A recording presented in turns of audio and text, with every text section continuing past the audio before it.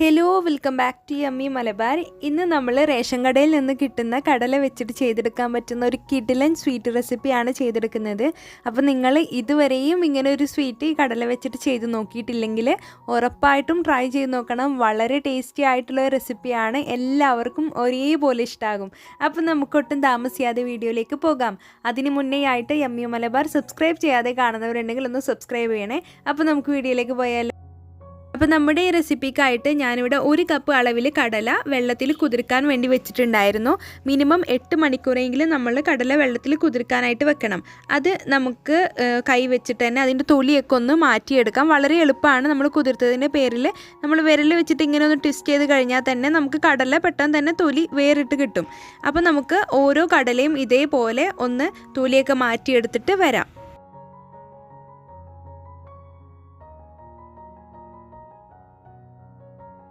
അടുത്തതായിട്ട് നമുക്ക് തേങ്ങാപ്പാൽ ഉണ്ടാക്കിയെടുക്കണം. അപ്പോൾ അതിനായിട്ട് ഒരു മിക്സിയുടെ ജാറിലേക്ക് 1 കപ്പ് അളവിൽ തേങ്ങ ചിരവിയതും ഒരല്പം വെള്ളം കൂടി ചേർത്തിട്ട് നമുക്ക് പാലാക്കിയെടുക്കാം. അപ്പോൾ തേങ്ങയുടെ 1-ാം പാലും 2-ാം പാലും ആക്കിയിട്ട് വേണം നമ്മളിത് ചെയ്തെടുക്കാനായിട്ട്. അപ്പോൾ അതേ തേങ്ങാപ്പാൽ ഇവിടെ റെഡി ആയിട്ടുണ്ട്. 1-ാം പാലും 2-ാം പാലും ആക്കിയിട്ട് മാറ്റിയെടുത്തിട്ടുണ്ട്. ഇനി നമുക്ക് ബാക്കിയുള്ള പ്രോസസ്സിലേക്ക് പോകാം. നമ്മൾ കുതിർത്ത് മാറ്റി വെച്ച കടലയെല്ലാം തൊലിയെല്ലാം കളഞ്ഞിട്ട് ഇതേപോലെ സെറ്റാക്കി വെച്ചിട്ടുണ്ട്. പിന്നെ നമ്മുടെ റെസിപ്പിയിലേക്ക് വേണ്ടിയത് ശർക്കരയാണ്. ഒരു 3 വലിയ അച്ച് ശർക്കര എടുത്തിട്ടുണ്ട്. ഈ ഒരു മധുരം ഒരു ഇത്തിരി കൂടുതലാണ്. ഇപ്പോൾ നിങ്ങൾക്ക് ഇത്രയും മധുരം വേണ്ടെങ്കിൽ ഒരു മീഡിയം സൈസിലുള്ള 3 അച്ച് ശർക്കര നിങ്ങൾ എടുത്താൽ മതിയാവും. ഇനി ഒരു കുക്കറിലേക്ക് നമ്മൾ നേരത്തെ തൊലിയൊക്കെ കളഞ്ഞ് മാറ്റി വെച്ച് നമ്മുടെ കടല ചേർത്ത് കൊടുക്കാം. അതിലേക്ക് തേങ്ങയുടെ 2-ാം പാലും ഒരല്പം ഉപ്പും കൂടി ചേർത്തിട്ട് നമുക്ക് ഒരു വിസിൽ വരുന്നത് വരെ ഒന്ന് വേവിച്ചെടുക്കാം. അപ്പോൾ നിങ്ങൾക്കൊരു ഡൗട്ട് ഉണ്ടാകും, ഒരു വിസിൽ വന്നാൽ ഇത് വെന്ത് കിട്ടുമെന്ന്. ഇത് ഇത്രയും മതി. അല്ലാന്നുണ്ടെങ്കിൽ നമ്മുടെ കടലയുടെ ഷേപ്പെല്ലാം മാറിപ്പോകും, നന്നായിട്ട് കുക്കായിട്ട് കിട്ടുകയും ചെയ്യും. അപ്പോൾ നമുക്ക് ഇതൊന്ന് വേവിച്ചെടുത്തിട്ട് വരാം. ഇനി നമുക്ക് കൊഴുക്കട്ട ചെയ്തെടുക്കണം. അപ്പോൾ അതിനായിട്ട് ഞാൻ 1/4 കപ്പ് അളവിൽ അരിപ്പൊടി എടുത്തിട്ടാണ് നമ്മുടെ ഈ കൊഴുക്കട്ട ചെയ്തെടുത്തിട്ടുള്ളത്. ഇപ്പോൾ നമ്മൾ പത്തിരി മാവൊക്കെ ചെയ്തെടുക്കുമ്പോൾ ഇപ്പോൾ നിങ്ങൾ രാവിലെയൊക്കെ പത്തിരിയൊക്കെ ആണെങ്കിൽ അതിൽ നിന്ന് ഒരു ചെറിയൊരു ഭാഗം ഒന്ന് മാറ്റി വെച്ചാൽ മതി നമ്മുടെ ഈ റെസിപ്പിക്കായിട്ട്. അത് നമുക്ക് ചെറിയ ഷേപ്പിലാക്കിയിട്ടൊന്ന് ഉരുട്ടിയെടുക്കണം. അതായത് നമ്മളിപ്പോൾ ഈ പേൾസ് ചെയ്തെടുക്കുന്ന പോലെ നമ്മുടെ കടലയുടെ ഏകദേശം ആ ഒരു വലുപ്പത്തിൽ ചെയ്തെടുത്താൽ മതി. അതിൽ കൂടുതൽ വലുപ്പമായാൽ കാണാനൊരു ഭംഗി ഉണ്ടാവില്ല, കഴിക്കാനും അത്ര ടേസ്റ്റ് ഉണ്ടാവില്ല. ഇങ്ങനെ തന്നെ ചെയ്തെടുക്കണം. അപ്പോൾ ഈ ഒരു റെസിപ്പി ഞങ്ങളുടെ പൊന്നാനിയിലുള്ള ഒരു സ്പെഷ്യൽ പലഹാരമാണ്. കടലക്കപ്പം എന്നാണ് ഇതിന് പറയുക. യൂഷ്വലി നമ്മൾ പായസത്തിൻ്റെ ടെക്സ്ചർ ആണെങ്കിലും അപ്പം തന്നെയാണ് പറയുക. ഒരു പ്രത്യേക ടേസ്റ്റാണ് ഈ ഒരു റെസിപ്പി. അപ്പോൾ നിങ്ങൾ ഇതുവരെയും ട്രൈ ചെയ്ത് നോക്കാത്തവരുണ്ടെങ്കിൽ ഉറപ്പായിട്ടും ട്രൈ ചെയ്ത് നോക്കണം. അപ്പോഴേക്കും നമ്മുടെ കടലയെല്ലാം ഇവിടെ കുക്കായി വന്നിട്ടുണ്ട്. അത് നമുക്ക് വേറൊരു പാത്രത്തിലേക്ക് മാറ്റി കൊടുക്കാം.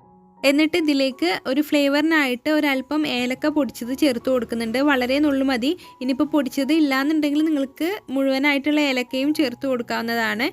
അപ്പോൾ ഏലക്കാപ്പൊടിയും കൂടി ചേർത്ത് കൊടുത്തതിന് ശേഷം നമ്മൾ നേരത്തെ ഉരുട്ടി മാറ്റി വെച്ച് നമ്മുടെ കൊഴുക്കട്ട ഇവിടെ ഇതേപോലെ ആക്കിയെടുത്തിട്ടുണ്ട്. അതും കൂടി നമുക്ക് ചേർത്ത് കൊടുക്കാം. അതിന് കൂടെ തന്നെ നമുക്ക് ശർക്കരയും കൂടി ചേർത്തിട്ട് നന്നായിട്ടൊന്ന് കുക്കാക്കി എടുക്കണം. അതായത് നമ്മുടെ കൊഴുക്കട്ടയെല്ലാം ഒന്നങ്ങ് വെന്ത് വരണം. അപ്പോൾ അതിനായിട്ട് ഒരു 5 മിനിറ്റ് മതിയാവും. നമുക്ക് അതിൽ കൂടുതൽ ആവശ്യമില്ല. അപ്പോൾ നമുക്ക് ഇത് സ്റ്റൗവിലേക്ക് മാറ്റാം. ഇപ്പോൾ ഇത് തിളച്ച് വരാനായിട്ട് തുടങ്ങിയിട്ടുണ്ട്. നമ്മളിത് ഇട്ട ഉടനെ തന്നെ മിക്സ് ചെയ്തെടുത്താൽ നമ്മുടെ കൊഴുക്കട്ടൻ്റെ ഷേപ്പെല്ലാം മാറിപ്പോകും. ഇത് നമ്മൾ ഇട്ട് കൊടുത്തതിന് ശേഷം ഒരല്പം നേരം ഒന്ന് വെയിറ്റ് ചെയ്തതിന് ശേഷമാണ് നമ്മൾ ഒരു കയ്യിൽ വെച്ചിട്ട് മിക്സ് ചെയ്ത് കൊടുക്കാനായിട്ട് പാടുള്ളൂ.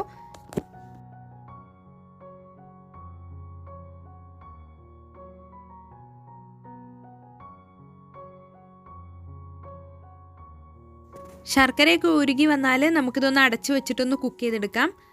അപ്പോൾ നമ്മുടെ കൊഴുക്കട്ടയെല്ലാം വെന്ത് വന്നിട്ടുണ്ട്. ഏകദേശം ഒരു 5 മിനിറ്റ് ഒരു മീഡിയം ഫ്ലെയിമിൽ വെച്ചിരുന്നാൽ മതിയാവും. ഇതിന് വെള്ളമൊക്കെ ഒന്ന് ചെറുതായിട്ട് വറ്റിയാൽ അത്രയും നല്ലതാണ്.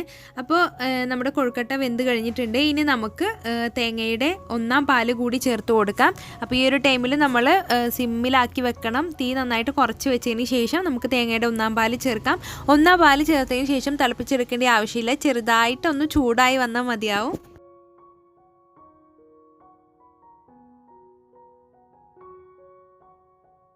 അപ്പോൾ നമ്മുടെ പാലെല്ലാം ചൂടായി വന്നിട്ടുണ്ട്. ഞാൻ ഫ്ലെയിം ഓഫ് ചെയ്തിട്ടുണ്ട്. ഇനി ഞാൻ ഒന്നും കൂടി നല്ലൊരു ടേസ്റ്റിനായിട്ട് നെയ്യിൽ ഒരല്പം ചെറിയുള്ളിയും അണ്ടിപ്പരിപ്പും മുന്തിരിയും കൂടി ഒന്ന് താളിച്ച് കൊടുക്കുന്നുണ്ട്. ഇത് ഓപ്ഷണലാണ്, നിങ്ങൾക്ക് ഇഷ്ടമുണ്ടെങ്കിൽ മാത്രം ചെയ്ത് കൊടുത്താൽ മതി.